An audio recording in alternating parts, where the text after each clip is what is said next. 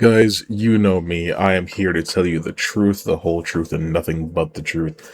Last night, I just saw Spider-Man Brand New Day, and, I wanted to take some time to think about it. I usually jump into these reviews a couple hours after I watch it, but this time, I wanted to, sit and, marinate on it, because before I saw the movie, I saw people saying that, this is the Spider-Man equivalent of last year's Superman film by James Gunn.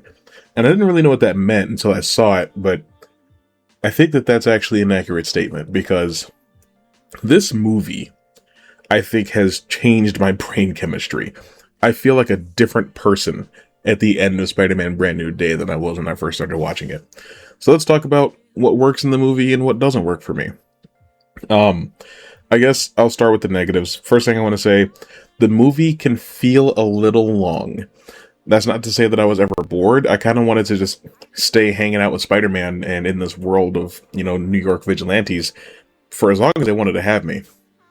And as far as negatives go, that's it. On to the positives. First of all, this movie is leagues better than anything John Watts gave us in the Home trilogy, as far as presentation, cinematography, editing, framing, and acting. Everyone is literally at the best that they've ever been when it comes to this movie. I actually really liked Ned this time. MJ was interesting for me because she has such a distinct personality in Spider-Man Homecoming and Far From Home that is kind of pushed to the wayside in No Way Home. She feels a little different there because her entire characterization is just centered around Peter. But Peter's gone now. He's not in her life anymore, so how do we make her feel like the MJ that she used to be, almost like the Mary Jane, the Michelle Jones that she used to be, when considering the fact that, some years have gone by. Most people aren't the same person after graduating college that they were going in, So she feels appropriately, aged up and, matured in certain aspects, and she's still opinionated in the way that she was in Homecoming, which is nice, but you can definitely tell that some of that edge has been sanded away just by getting a little older and a little bit wiser. And it's tricky because this characterization and this development has to happen off screen due to the nature of the time jump. And I feel like they did it pretty much perfectly. Something else that they did perfectly is the weaving of the characters that represent the larger MCU. I'm not going to say all of the characters who cameo or have something to do in this movie, but they're, obviously the Punisher and the Hulk are in this film. And it can feel a little bit like, well, why did John Watts get crucified for having, Doctor Strange and Iron Man in his movies when Destin Daniel Cretton is, not getting that same criticism for having the Punisher and the Hulk in the same movie? I think that this one feels more it feels more natural to how it feels observing the Marvel Universe through the comic books, with characters kind of just coming and going into each other's stories. All these guys live in New York. Obviously, they're going to cross paths, but nobody overstays their welcome. Nobody is on screen longer than they ought to be. Nobody takes up a bigger part of the story than they should. This is still a Spider-Man movie at the end of the day, and it's going to continue to feel that way. I also want to talk about, the Punisher and Spider-Man, because I did not exactly make it a secret that I did not enjoy The Punisher One Last Kill earlier this year. And I was starting to think that, I just had a John Bernthal Punisher fatigue. I was just sick of seeing that version of the character.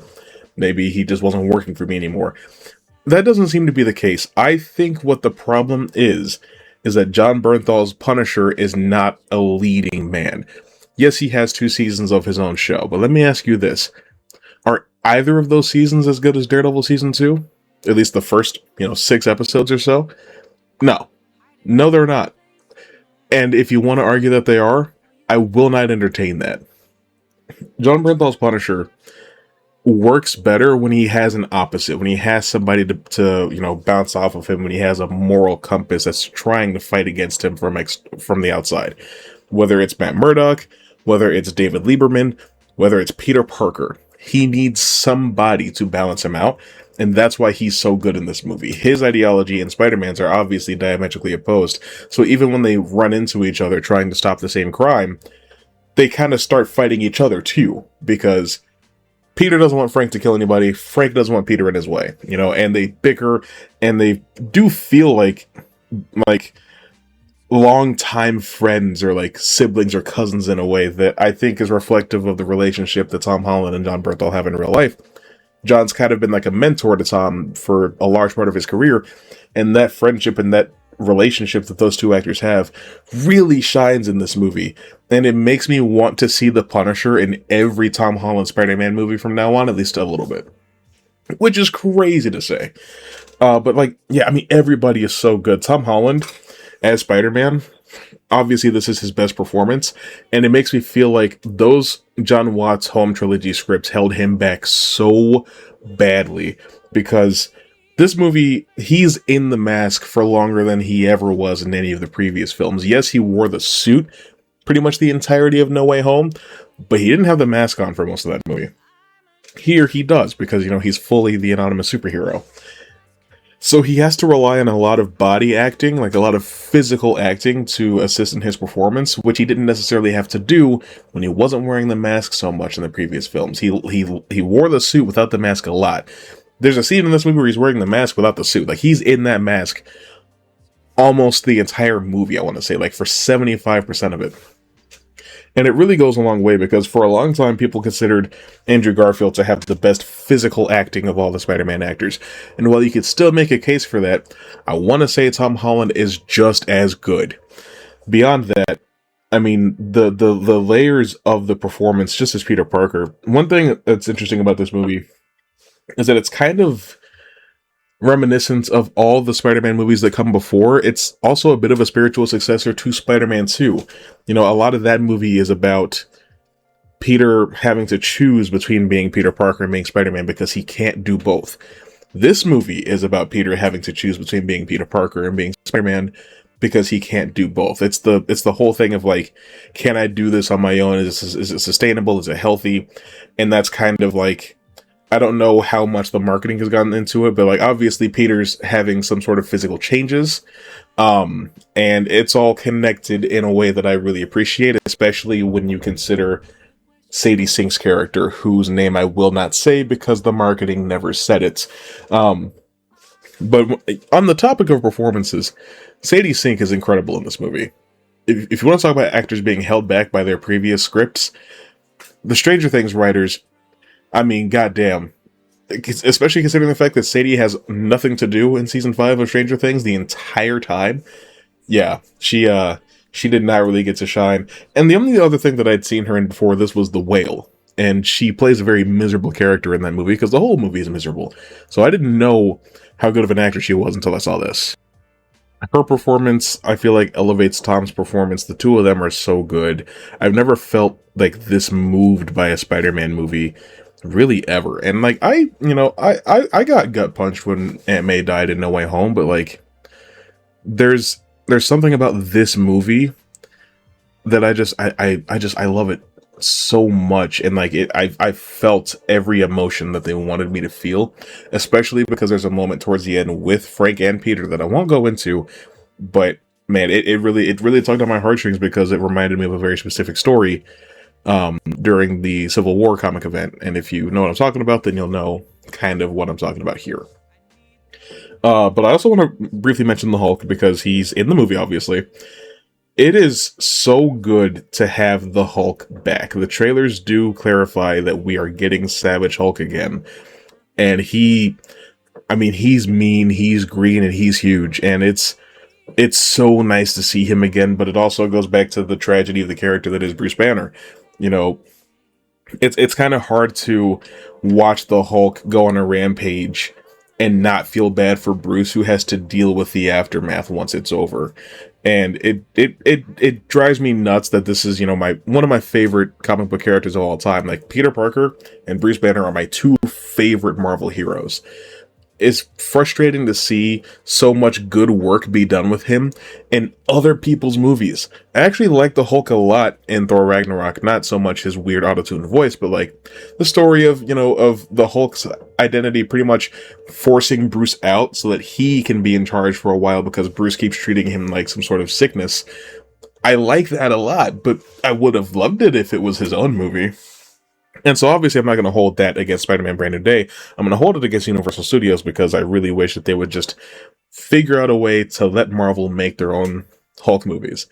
And I know a lot of people don't really like Mark Ruffalo as the Hulk. I think he's better here than he's been in a long time. This is as good as he's been as Bruce Banner since the first Avengers movie. And he's barely even in it. There's just, I don't know, Destin is bringing these performances out of these actors that are like leagues above what they've been doing before. Another thing about Destin, I knew that this movie was going to be fire when I saw who was directing it because Shang-Chi has the best fight scenes in the MCU besides maybe the Winter Soldier if you like your fight scenes a little bit more grounded and realistic, whereas Shang-Chi uses a lot of like wire fu. This movie has such good action and it is so like impactful and kinetic, and it's just so satisfying to watch. And it makes me sad because they're probably going to have Destin do Spider-Man 5, but he's going to go make a Naruto movie. So we're not going to see Spider-Man 5 for what, 3-4 years? Man, I'm just heartbroken. That also ties into the fact that Wonder Man just got canceled, but that's not what I'm here to talk about right now, I guess. I also want to talk about the color grading because, like, I did compare this to James Gunn's Superman, which that movie had more color than, Zack Snyder's Man of Steel did. I'm not here to throw shade at Man of Steel. I actually like Man of Steel. But Superman 2025 had more color. But it was weird because, like, the whole movie does still kind of have this blue filter over it. Spider-Man Brand New Day has color grading that's more dynamic. It's like the city of New York is like the vibrancy of it and the saturation kind of depends on Peter's mood, depending on his mindset and his frame of mind at the time. That's what determines what the city looks like. It's kind of like a video game in that way, and I think that is super sick. And while we're at it, we'll talk about the fact that the home trilogy did not really allow the city of New York to be a character in the Spider-Man movies. Yeah, the first movie is in New York, but it's also partially in Washington, D.C. for some fucking reason. And then the second movie is in New York for 5 minutes, and then it's all over New York, or all over Europe. I don't like that. No Way Home, it's in New York, but it's in an apartment for most of it, so, like, it doesn't really matter. But here, the city of New York, like Roosevelt Island, Manhattan, Queens, all of it, like the whole city of New York is a character in the movie, just like Spider-Man is. And I think that Spider-Man is like the only real Marvel character who has that. In a Superman movie, you want Metropolis to feel like a character. In a Batman movie, you want Gotham to feel like a character. The Avengers, not necessarily, they don't have that relationship with New York. Not even the X-Men have that relationship with New York. Punisher, not really. He's kind of a globe-trotting vigilante as well, and I'm okay with that. Daredevil, one district of New York, but like Spider-Man is New York. Those two ideas are synonymous, so I really appreciate Destin taking the time, even though parts of this movie were filmed in fucking Scotland, to allow New York to live and to breathe in this movie. And one last thing that I want to mention. There are aspects of Peter's character arc in this movie that are reminiscent to a Black Suit arc. And I know that Tom's been talking a lot about doing the symbiote, and people have been wanting to see the symbiote in these movies for a long time. But I really feel like, considering the fact that Peter has already worn a super suit that has all kinds of crazy, wacky powers and kind of has a mind of its own, this is really the best we're going to get for a symbiote adaptation. And I think it works perfectly. It doesn't have to be a metaphor for addiction. It can be, a manifestation of, like, refusal of the call. Like, there's other ways that you can make that sort of story work, and I think that they found a really good middle ground here. So if I were to take Spider-Man Brand New Day and give it a score from 1 to 10, this movie is a 9 out of 10 minimum. I hesitate to give it a 10. I don't necessarily want to give it a 9.5, because I think that's what I gave Odyssey. And if you were to ask me, would I rather watch Odyssey or Spider-Man Brand New Day again right now, I would probably still take Odyssey. But Spider-Man Brand New Day, dude, I mean, goddamn. Goddamn. And there's a lot of movies coming out this year that I'm still excited for. Dune Part 3, obviously. Resident Evil. Forgotten Island, End of Oak Street, Coyote vs. Acme. Like, there's plenty of stuff that I'm still interested in. That Digger movie Tom Cruise has coming out looks pretty cool. But yeah, I mean, goddamn, like, I have a hard time feeling anything other than like this is probably the best post Endgame MCU movie, and that's with consideration to Thunderbolts. That's with consideration to Guardians of the Galaxy Volume 3. That's with consideration to Shang-Chi. There have been some heavy hitters since then, but it has not been consistent in a long time. Thunderbolts to Fantastic Four to Spider-Man, there is some consistency finally. This is the first time in a long time that there's been 3 good MCU movies back to back to back. I don't want to hear it if you think Fantastic Four was bad. And it makes me feel like just maybe, Doomsday can be good. But we'll see. We'll see. If you've seen Spider-Man Brand New Day, tell me what you think about it. Please keep it spoiler-free in the comments if you want. We can do a deeper spoiler dive later on this week. But I do want to keep it spoiler light for people that don't have a chance to see it just yet. And if you're down there commenting, why don't you leave a like and subscribe if you're new? We talk about stuff like this all the time. That's all I got for you. I'll see you later.